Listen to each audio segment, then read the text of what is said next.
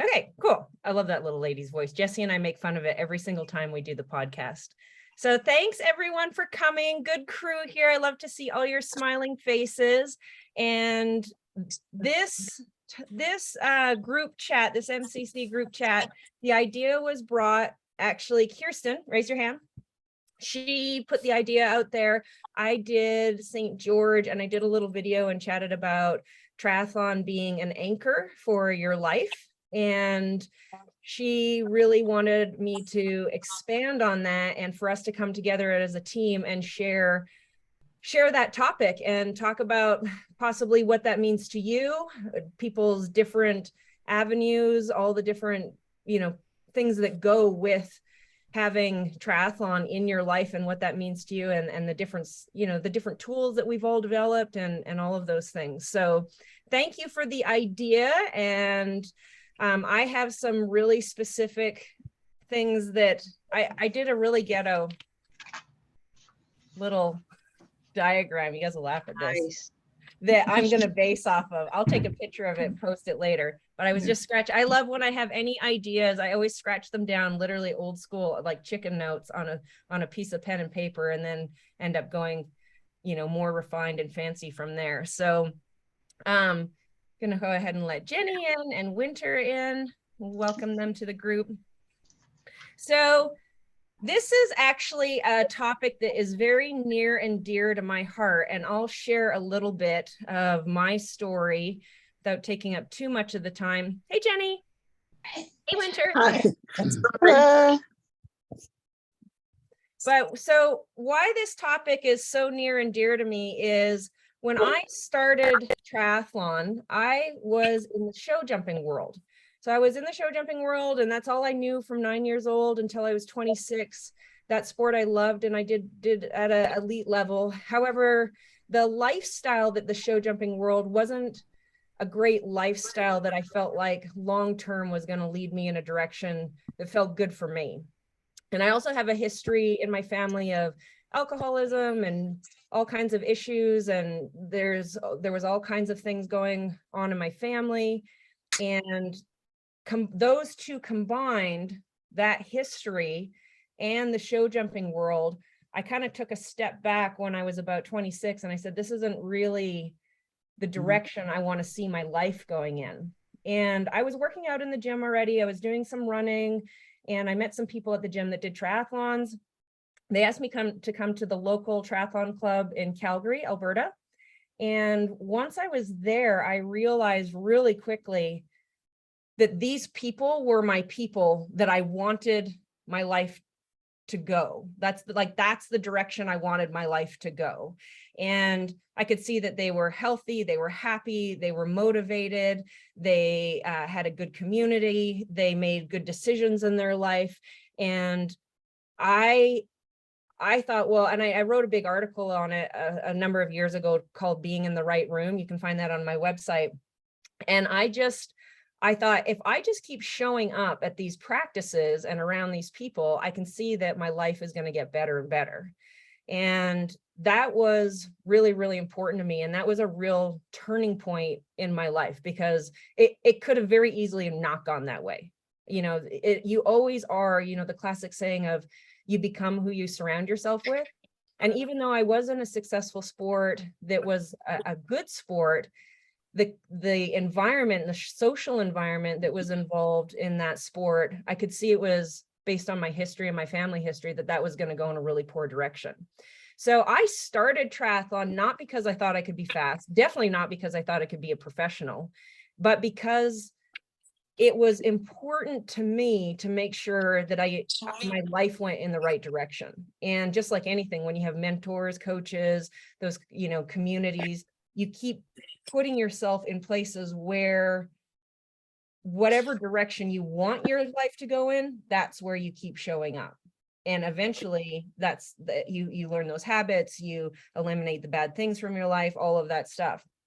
And so it just so happened that as I got involved in triathlon, I ended up being, lucky enough to be fast enough to say, okay, well, maybe I can actually race the professionals at this. And, there's a lot of decisions made and a lot of left turns and that kind of thing that led me down the professional career path.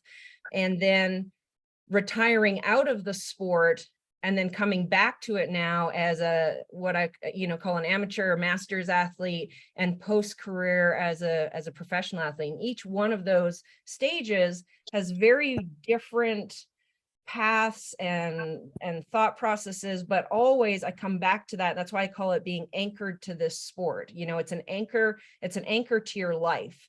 And the things that I've written around my circle. So I've got in the middle of this picture that I'll show you guys my rough draft. It says anchor in a big circle. And then I've got all these, these little arrows that go out. And these are personal to me, and you guys might want to do your own. People do things like vision boards, all that kind of stuff.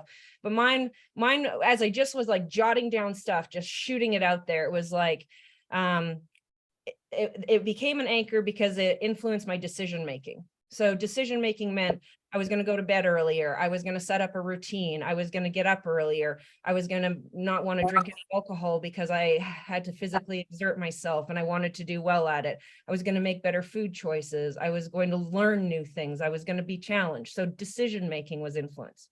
Choices were influenced. Food, sleep, all the things that I just referenced. My peer group and my friendships were changing and shifting, which over the entire course of my career was extremely life-changing, because I was exposed to more and more people who not only in the sport of triathlon, but just in business, in life, in all different kinds of things, travel, all kinds of opportunities. The peers that I was introduced to really shaped and changed my life and allowed me to be successful. I was always goal orientated and I always did goal setting, but that goal setting continued to be challenged and pushed and evolve and change. I always saw progression and personal growth, and that was really important to me. Mental health, that's another piece of it. Teaching me new things and getting out of my comfort zone and routine, those kinds of things. So I was just, jotting down all these things. And I think this is an exercise that each one of you can do for yourself, and maybe even same thing, like write it on a piece of paper, put anchor in the middle and circle it. And just the first thing that come to your mind, just start putting them out there. And I listed below, and this part has really been a process for me I started triathlon in 1999. So a long time ago, right? And some of you have been in it a long time as well. And some of you are brand new.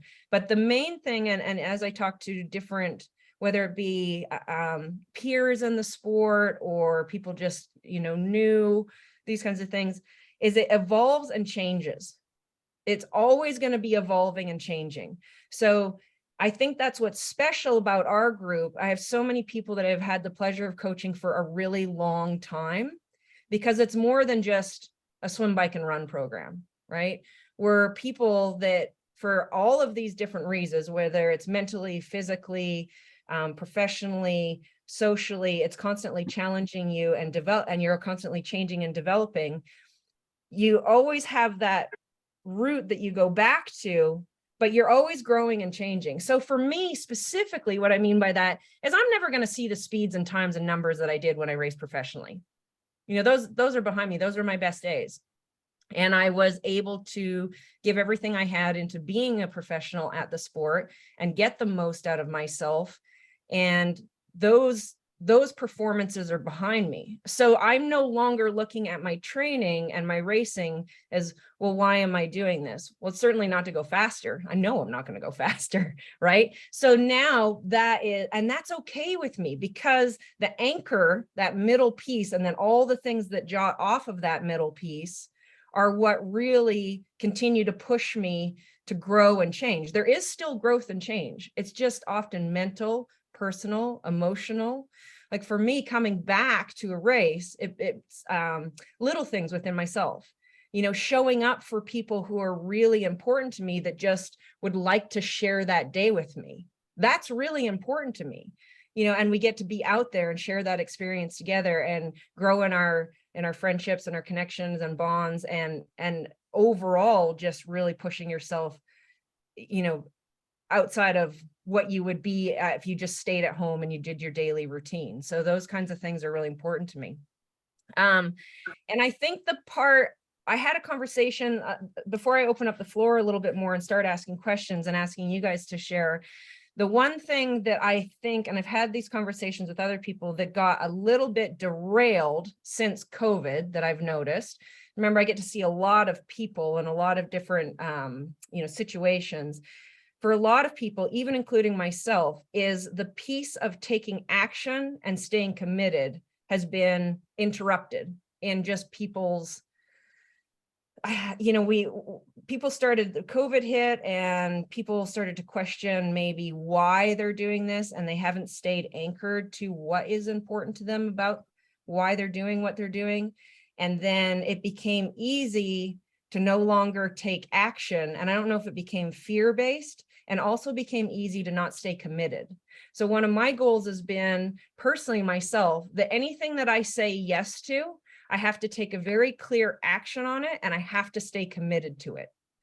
And I think those two things, when we go back to being anchored, this sport being my anchor, that piece of it has to always stay true. And I use, the time period in COVID as an example because it became more obvious. But I think in general, we just go through those ebbs and flows from year to year within our life, from week to week, through training periods, all that kind of, those kinds of, when we get injured, when we get sick, I know that there's some people right here on the screen who have had some major injuries that they've had to deal with, and just staying anchored to something that like why it's doing that for you, and staying committed to it, and then taking action every single day to stay committed to that. I think that piece of it has actually been really important to me at this stage in my career. After being at this for over 20 years, it's very easy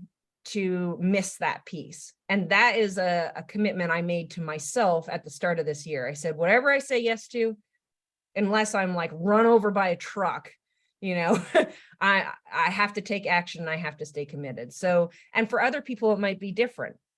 So from here, that's a very like broad paintbrush of, this topic. And when I touched on it as far as, why triathlon is an anchor for my life, when I said, this is why someone like me who's done it professionally, I'm not going to go any faster than I did before. Why do you keep coming back to it? These are like the scattered finer points, I guess, and it'll get more and more refined over time, I'm sure. And each person here I know has really incredible stories as well, and reasons. I'm really lucky that we all come together. I think, Kirsten, that was one of the things you said as well, is when you went to Indian Wells and the team got together, just small, sections of the group, you noticed that everybody in this group had very similar ways about them. And I'd like to start with you. I'd like you to start, share a little bit, if you're comfortable, talk about that piece a little bit, and how we all really grow and feed off of each other that way. Yeah, absolutely. Christina was there too, so she can probably say a few things, because I think she was there for a lot of it. First of all, the thing that you did in your newsletter was totally brilliant. It was like super simple, but just brilliant. I don't know if everybody read it yet, but it was just like, 3 or 4 paragraphs of just, the pure essence of why it's an anchor. So I thought that was awesome. Yeah, I remember telling you, like, after Indian Wells, after everybody, had gotten together, and we did like, I think, a pool swim together, and then we were trying to like dip our wetsuits and whatnot because it's Indian Wells, figure out all the shenanigans of the unusual race. And it was just so comforting, but also fascinating to me that there was like a common thread for all of us. Obviously it's you, but there was just, I don't know what it was. It was some sort of, I don't know, Christina, if you've got a word for it, but it was very inspiring to be around people who, I think some of the words you used, were like very committed, and very committed to their own journey, which was super awesome, but still like really supportive of others.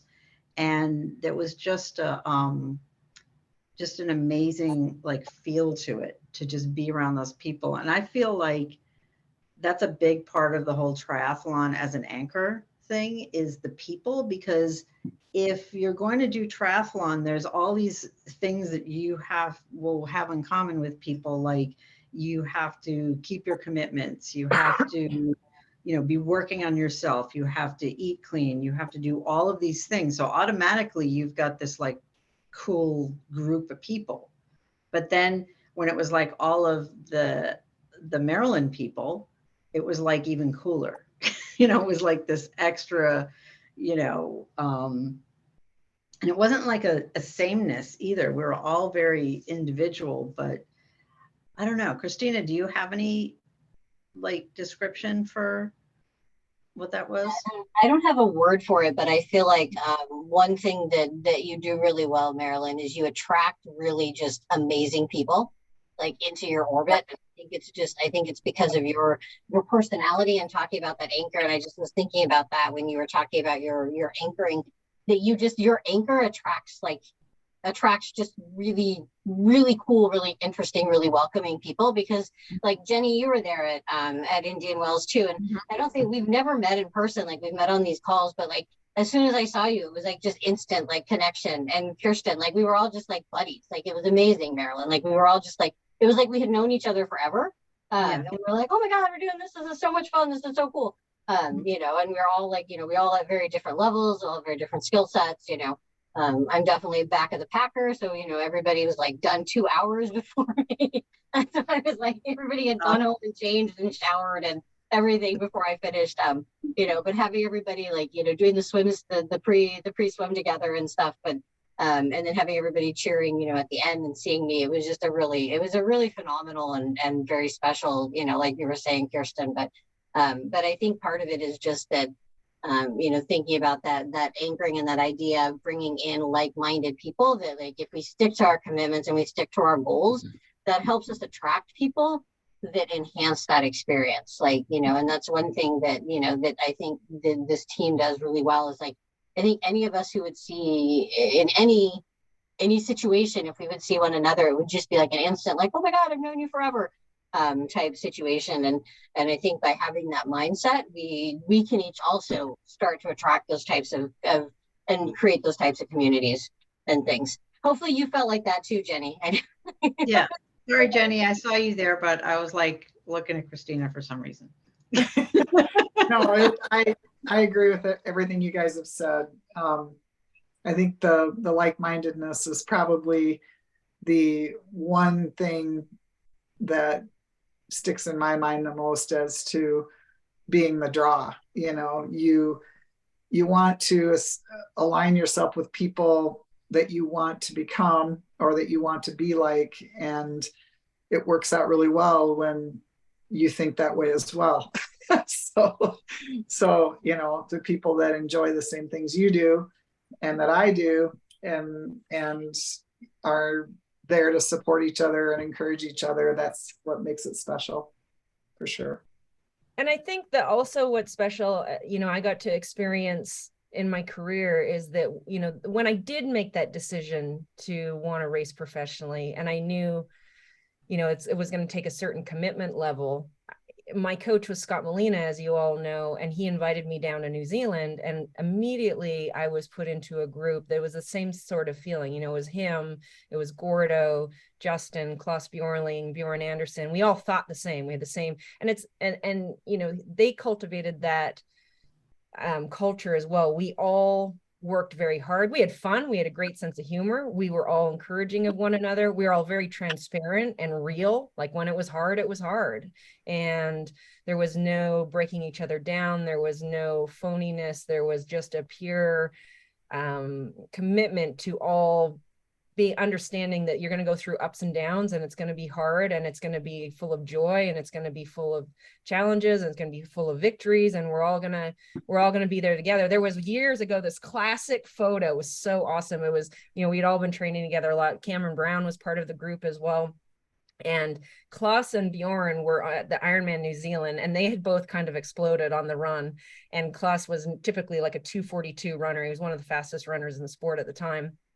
And he was walking, he was like, do you know how long it takes to walk a marathon? And anyways, him and Bjorn had blown himself up on the bike, but they supported each other. They were just, it was a photo of the two of them just standing there, and they had these half tops, tri-tops on, their bellies were kind of hanging out, and they were just standing there on the race course talking to one another, and they were just happy, like in their victories, because both of them raced very fast and had great results and did well, but in their victories and in their times of being, you know, very, very, very difficult, they could look to each other and support each other and have a good laugh and be real about it. And I think, you know, I was exposed to that. We worked hard every day. I mean, that group of us, we worked our asses off. I mean, like really worked our asses off. And both Scott and Gordo, they definitely taught us a lot, not only how to balance in life, and how to make good decisions, but had to have fun and to have an understanding that this was going to be a lot of hard work over a long period of time.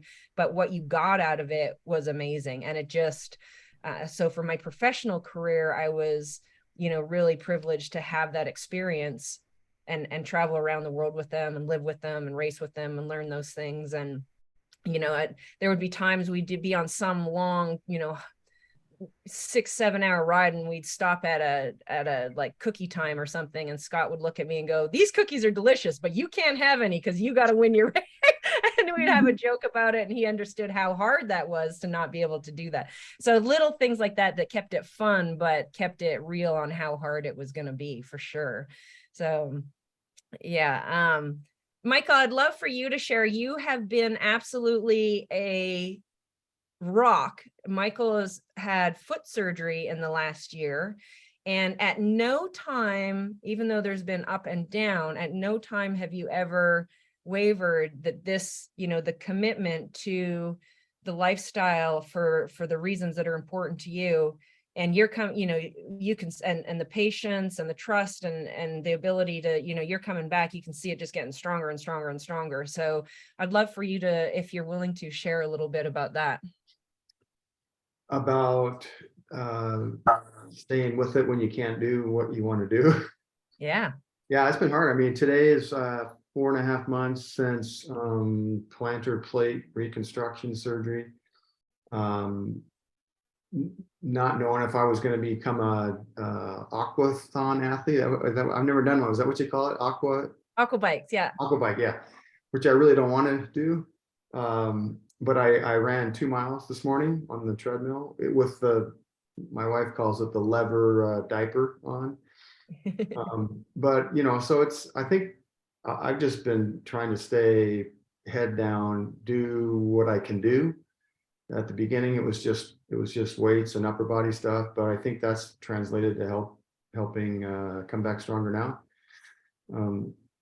Able to swim earlier than the rest, so pool buoy and one-legged push-offs, and that's, so my swim's probably as good as it's ever been, and the bike's coming back fine.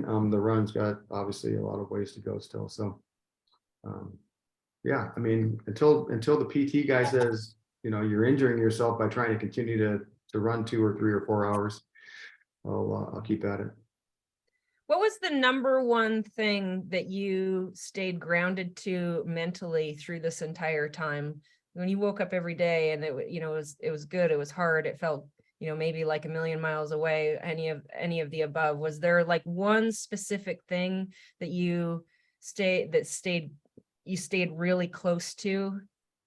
I think it's just something maybe I was born with or developed early on in life, but I've never been the smartest or the fastest or the whatever, but I'll work harder than most. I mean, in business, that was my deal. I would just work harder, and I mean, I was able to retire at 43, and not because I was smarter or luckier or whatever. I just put my head down and do what I got to do. And so I guess I approached the same thing with this sport in the same fashion, because a lot of times it's not very much fun. You know, sometimes it's just not. But if you want to be on the podium, which I do and have had enough success doing that, I mean, you gotta you got to do what other people are willing to do. So for me, that means staying at the same thing for a long time. Yeah, really good advice. The one thing I will tell you, I did take big chunks of time where I didn't do triathlon specifically. You all know that. And I took on some other sports, because when you do race full time for a while, there's a little bit of pressure and stigma around continuing to stay in the sport. In fact, you're forced into a 2-year sit down period. Regardless, you can't come back and just race amateur right off of racing professionally. So there is a little sit down period, but there also is it can be tough from your peers as well, other professionals as well as amateur athletes. You're in this foggy gray zone, and people don't necessarily at the beginning want you to come back and race, funny enough. But so I did do some other sports for a little while, and they were fun, and I learned a lot, and I think that they were wonderful. But I can guarantee you, for any of you that haven't had those big breaks of time away from this sport, it's not the same. It's just 100% not the same. It doesn't provide the same community and the same structure and the same routine and the same challenges and the same focus and the same good decision making. All of the things that are like really personally important to me, although it was a sport and I competed at a high level in all of them, the ones that I tried, it's not the same. There's something, even I, was bike racing full time without the triathlon environment. It really is special and unique to our sport. So for any of you who've tried that, or maybe wonder that sometimes, it's definitely worth that. Even if you're not going for podiums or you're not trying to go faster than you've ever done before, in those times I took off away from the sport, it was a significant difference in my actual life, for sure. Kelly, you just did a race where this guy, so tough, he wiped out on the bike, and I have a photo of his back from hitting the deck that was pretty unbelievable. And then he got up, kept racing, won his age group, came back the next weekend, won again. And what's amazing about that, if you just look at that all on paper, you'd be like, wow, this guy is an animal, which he is. Kelly is an animal. Absolutely. But the other part of that is that there was a lot of doubt going on in your mind before and, in between and some things, but you have that, the reason I call you an animal is you have that inner strength to know to like kind of take a second and just evaluate where you're at, and then stay committed, stay on task, and truly stay, again, anchored to what is important to you here. Can you share a little bit about, if you're willing to, and at any time when I ask you guys these things, if you don't want to share, you can just say like, I'm not interested in sharing, or, whatever. You can even flip us off. That's fine. We all good. But you can, if you don't mind, we'd love to hear, how you went through that, because you were successful in your races, and you've come back from that really well. Well, thank you. See, that's one of the things about this community.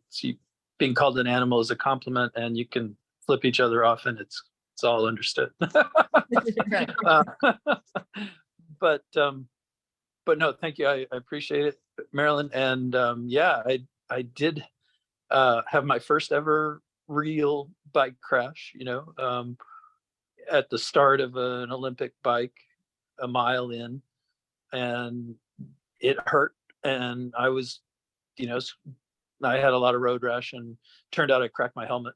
I didn't know that at the time, but I knew what day it was and what city I was in, and all the bones were in the right place, and the bike still worked. So I got back up, and I knew, it's a small local race. I knew I had a shot at the age group win. And so even though it took me a little while to get going again, I thought I should press on and go. And I had a good day, really. For me, pretty, I was a little bit off the pace, but I spent a couple minutes completely stopped too. So, and then right afterwards, even though it hurt, and even though I had road rash and, had a little time off, a couple days of just Marilyn and I making sure everything was good.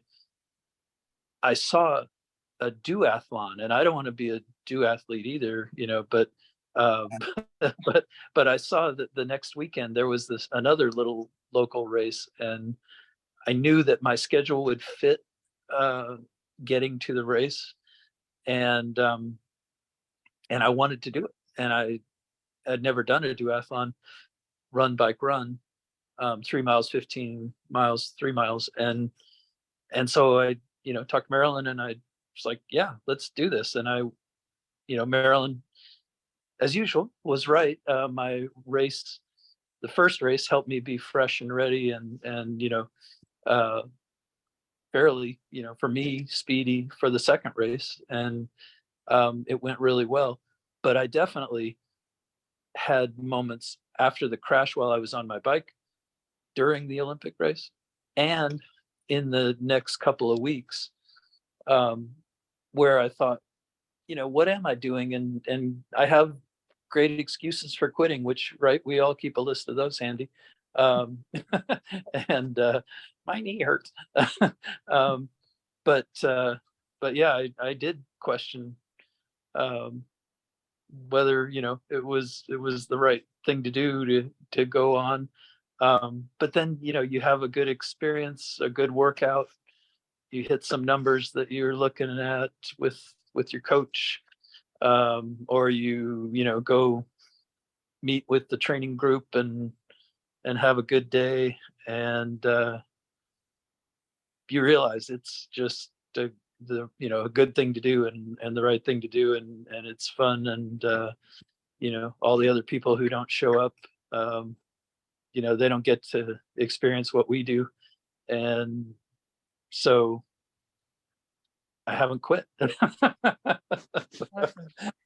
I think one thing that's really cool too about everyone who chooses this lifestyle and does this is that and you all know it, is the majority of the population never ever gets to feel nervous, right? They're never nervous, because they're not ever putting themselves in a situation that is so important to them and challenges them so much that they get the opportunity to feel nervous. So we all get nervous before races or before certain workouts, or we look at a schedule and we think, holy man, how am I going to do this? And you always hear me say, nerves are a good thing, because it means you care, and it means you're about to do something that, number one, it's important to you. Number two, you're a little bit unsure whether you're actually going to be able to step up and do it at the level that you feel like is important to you. And that's a really special thing, because the majority of people walk through life never ever getting to feel that. And they also never get to feel what the other parts that brings is that, let's say you don't make it. You miss those goals just a little bit. Well, that's okay. You get to now experience a little bit of that drive inside you, a little bit of disappointment that pushes you to push yourself harder, maybe seek something out where you're going to learn more. You're going to make another life choice that is going to be even a little bit better than it was before, so that you step up and get that goal. And if you succeed, you have that enormous amount of satisfaction and pride and confidence, and know that the commitments that you've made to yourself in the lifestyle and the goals that you've set, that you've achieved them. And I think that most people walk around life, mental health, I put it on my list as far as from my anchor, they're missing that piece of their life. So for me, that's changed over time. I originally got into the sport to change my life and to have good direction and exposure to the right people.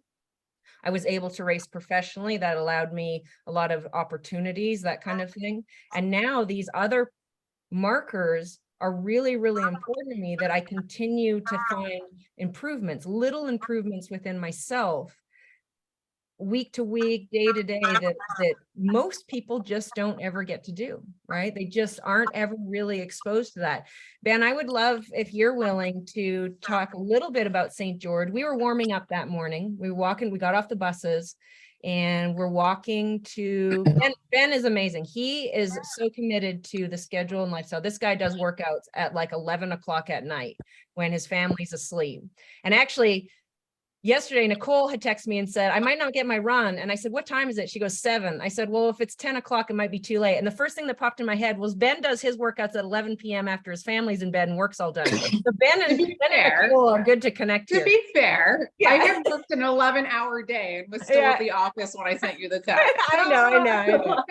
But Ben's amazing because he's so committed to the lifestyle, has the best attitude and spirit. And, you know, we hopped off the bus and, you know, Ben looks at me and he goes, and he's quiet and he's a man of not many words, but I can tell usually what's happening with him. And he goes, I'm nervous.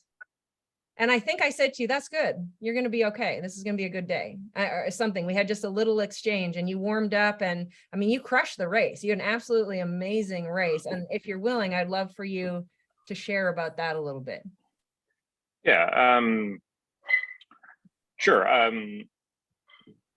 don't know what'll come out, but we'll see. By the way, you look like Elliot Gould in Ocean's 11 with those glasses. I had to up my so I can see there. Yeah, Okay. I had to up my They look game.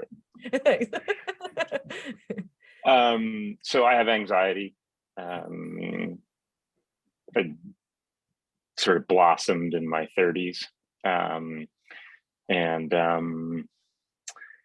You know, have some isms that Marilyn also described earlier in her conversation. And so for me, triathlon is certainly an organizing principle. It's also just a way of, no. Sorry, my child, 2 of my children. Anyway, I get nervous. I'm not a natural swimmer. It took me 3 or 4 half Ironmans before I actually was able to do freestyle the whole way. I've left the starting corral many times prior to a race because I just didn't want to start it. And yeah, I didn't feel great, but the water was like 60 degrees. There was some chop and right into the sun, couldn't see. But you know, I've been through some hard things in my life. And once I'm in the water, it always, you know, the thought always occurs to me that, you know, I've done a lot harder things. I've been in much shittier situations. And I did the race. I think what was interesting about this was, I biked definitely better than I've ever biked before. And on the run, I had trained to try to do 8-minute miles, hopefully chipping down to 7:45 or so. And I was doing that. And I got 2/3 of the way through, and my heart rate was higher than I wanted for longer than I wanted. And I just said, I'm done. I'm good. Like I had done enough. And if I had tried to keep that pace going, if I had tried to lower that pace, which was the original plan, I might have hurt myself. I might have gotten injured. I might have delayed my recovery by, you know, days. And that is not my why is not the podium. My why is daily exercise. My shoulders are lower. They are well below my ears when I get daily exercise. And if I don't, I'm not very good to those around me. And so I was able to lower it. And, you know, it was the right decision at the time. You know, I wish I didn't have the anxiety around the swim. Maybe someday that'll go away. It's not bad enough to stop me from towing the line. So that's my story. I think what's amazing too, thanks so much for sharing, Ben, is that, you know, you're able to share with us that anxiety is there. However, you work through it. And there's, like I said, there's so many people in the general population that struggle from anxiety and you know, and everyone, but how many people actually develop the tools to work through it and still complete something that's important to them? So that in itself is a lesson. Like, you're forced into a position where, you know, you're something that is hard for you is going to come up. Most people will avoid that altogether, just in general. They'll be like, no, thanks. But you put yourself there and show up for it, and then clearly have the tools to work through that and work through it in a really good and positive way, which then we can apply, in so many other areas of your life. And I think that is, again, like that we're focused on that centerpiece, that anchor. Why is triathlon an anchor? And that is a really important lesson that you just shared with all of us.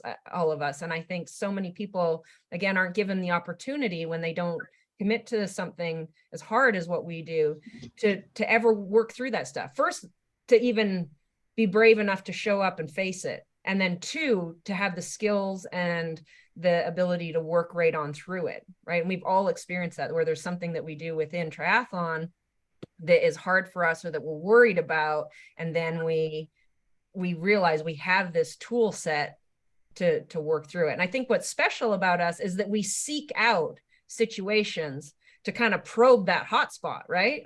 About our personality, and then challenge us to do better at it. I'm gonna overcome this, I'm gonna do better at it, and I'm gonna find the skills, and I'm gonna connect to a community that's gonna push me to do that. And I think that's really special, right? That's a really special thing. If you had run into more buoys, I might have caught you on the swim. So he said it took him that many swims to swim continuously. I was like, well, I didn't swim continuously in St. George. Definitely not. I mean, I was like, wow, I am out of practice. I was like, what is going on here? I stopped like 10 times on the way out there with that sun, head first into a buoy. And then I was like, you know what? I should probably just keep swimming. That would help my time a lot. That would definitely so yeah, that was funny. But Jenny, I would also love for you to share, you've endured the sport for you've been around a long time with me and in the sport, and you've certainly, I think you and I have probably a very similar internal journey in that, for me, racing professionally and now doing it as an amateur for the reasons that anchor me to the sport. For you winning your age group, going to Kona, going to world championships, and then just having to face the adversity of injury for a number of years, and then building back to that place of where you get to where you're going to world championships and podiuming and all of those things. So you've definitely had to go through all of the roller coasters, and I think we share that. Yeah, I think that, and truth be told, it's not been easy for me emotionally to deal with some of the things that I've dealt with over the past probably 7-8 years. And I think that I've had to pull out my whys and, read those again and try to ground myself to make sure that the things that drew me to the sport initially still hold true. And, when I get frustrated and upset that my body's not cooperating and that, I just battle one injury after the next, and I'm old and I'm getting slower and, all those things that make me mad, those aren't the vast majority of the things that are on my list of whys. And so when I pull that out and read it again, then it helps me to understand in my own mind that that I'm still in it for the right reasons.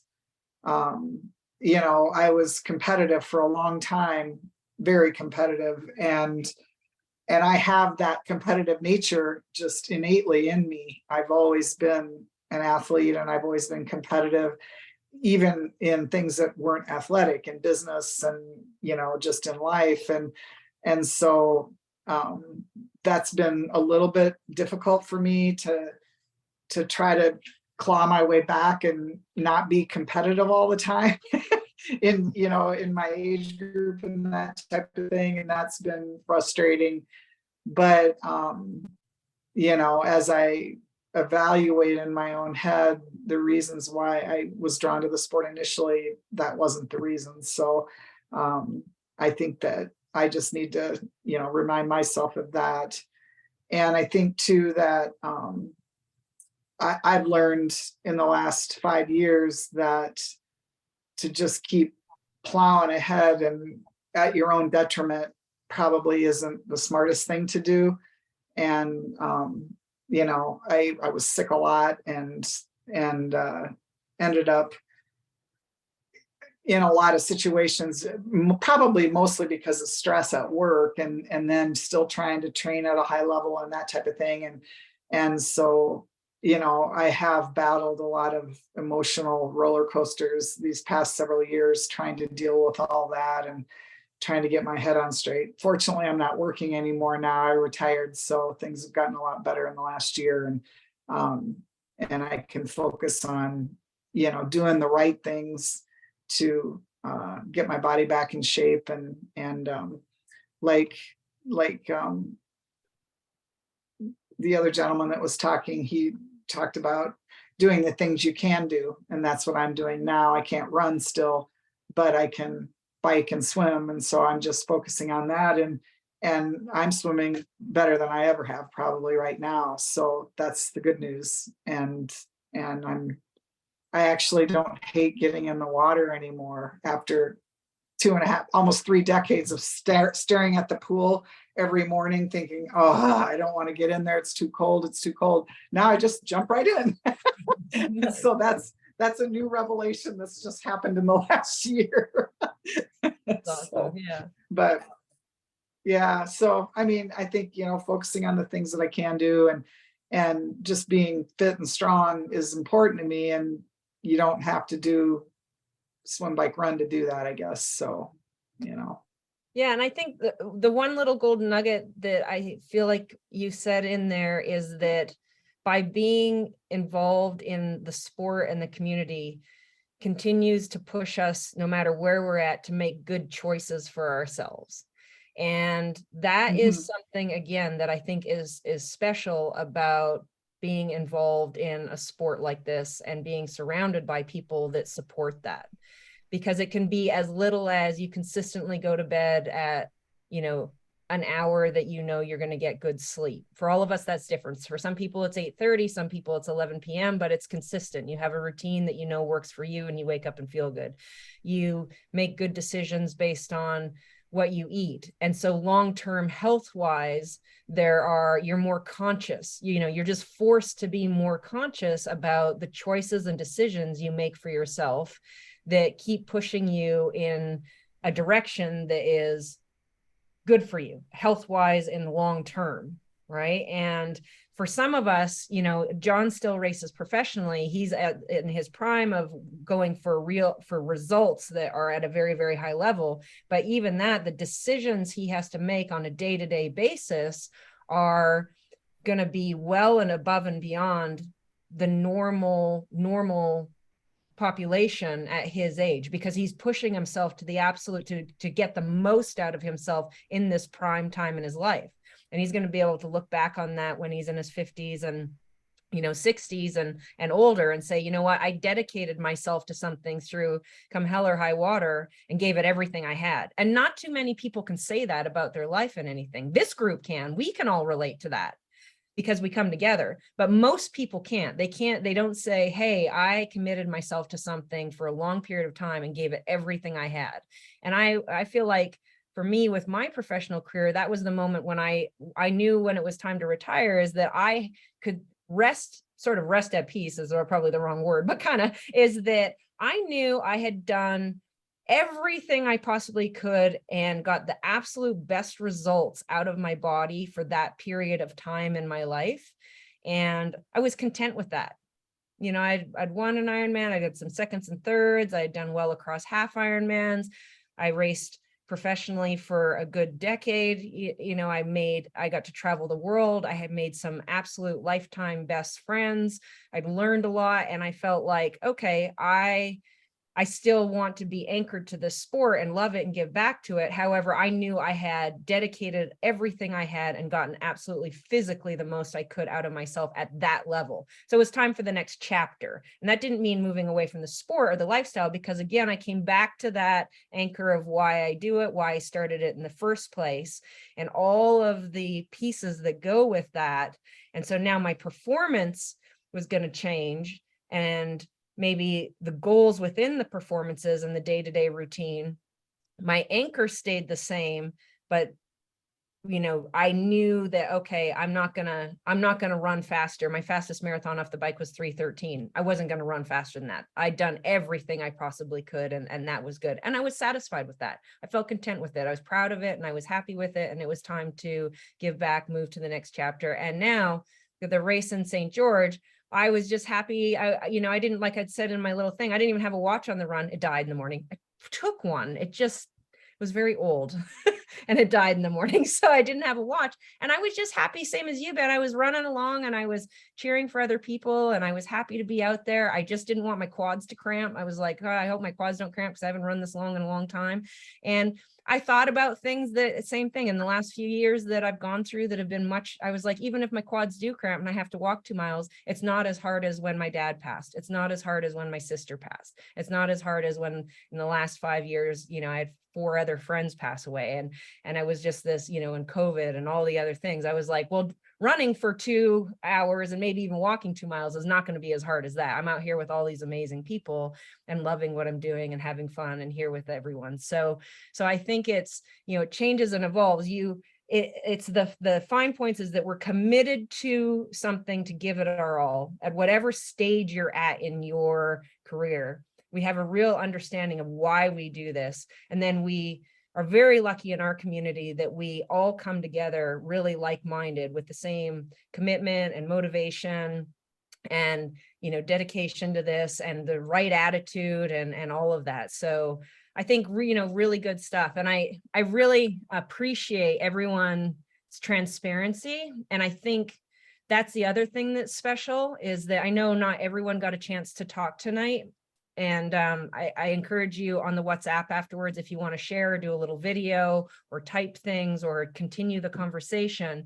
But I think, I get a lot of peers and coaches saying, you're really, really transparent in your writing and the things that you share on your site and your videos and stuff. And I think the only way people can truly bond together and grow from each other and learn from one another and push each other in the right direction is if you're willing to be transparent. And so that is another value I really encourage us as a team to continue to do that and carry that message and be willing to do that. And I think that cultivates a good environment for everybody to really learn from one another and push each other to their really best. So I appreciate that you're all willing to do that. All right, Marilyn, there's Yeah. one last thing that's really important to me that I didn't mention. Yeah. And I think that being a lifelong learner and someone who is eager to learn and be curious about, other new ways to do things or new experiences or whatever it is, that's something that I truly enjoy. And so, like, even though I've been around a long time and people would probably think, well, Jesus, you've done a bazillion of these races, what keeps drawing you back to it?